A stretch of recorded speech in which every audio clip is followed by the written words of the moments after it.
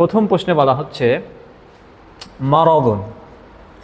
মারাদুন এখানে কি বোঝায়? অর্থাৎ আল্লাহ সুবহানাহু ওয়া তাআলা সূরা বাকারায় বলেছেন কি ফি কুলুবিহিম মারাদুন।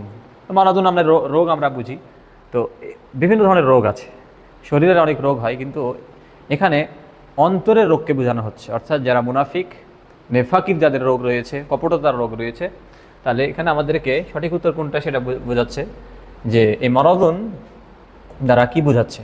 শারীরিক জ্বর না, এটি হবে না। ক্ষুধা, এটিও হবে না। দারিদ্র্য না। এই মারাদুন দ্বারা যে রোগ বোঝাচ্ছে সেটি হচ্ছে অন্তরের রোগ। 2 নম্বর প্রশ্নটা আমরা সলভ করার চেষ্টা করি। লাফারিদু ওয়ালা বিকর দ্বারা কি বোঝায়? অর্থাৎ যখন আল্লাহ সুবহানাহু ওয়া তাআলা তাদেরকে একটি গরু জবাই করতে বললেন, তখন বনী ইসরাঈলরা বিভিন্ন ধরনের প্রশ্ন শুরু করে দিল, একবার এক এক ধরনের প্রশ্ন।